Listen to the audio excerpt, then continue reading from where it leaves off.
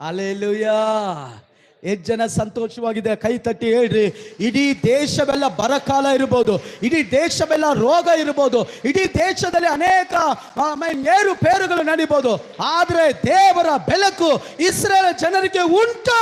ಆತನ ಬೆಳಕು ನಮ್ಮನ್ನ ಬಿಟ್ಟು ಹೋಗುವುದಿಲ್ಲ. ಆಮೆನ್.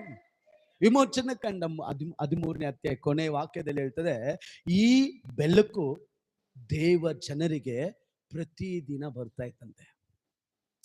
ಪ್ರತಿದಿನ, ಎವ್ರಿ ಡೇ. ಹಲ್ಲೆಲೂಯಾ. ನಾನು ಯಾವಾಗಲೂ ಹೇಳ್ತೀನಿ ನೋಡ್ರಿ, ಆ ಜನರನ್ನ ದೇವರು ನಡೆಸಿದ್ರಲ್ಲ 40 ವರ್ಷ, ಅವ್ರ ಬಟ್ಟೆ ಕೊಲೆದಾಗಿಲ್ಲ, ಅವರ ಪಾದ ರಕ್ಷಣೆ ಸೌದಿ ಹೋಗಿಲ್ಲ, ಅವ್ರಿಗೆ ಬೇಕಾದದೆಲ್ಲ ದೇವರು ಆತನು ಕೊಟ್ಟನು.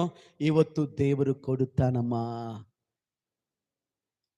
ನೋಡಿ, ಕೆಲವರು ಮಾತ್ರ ಆಮೆ ಅಂದ್ರು, ಕೆಲವರು ಇದೆಲ್ಲ ಆಗ ಕೆಲಸನಾ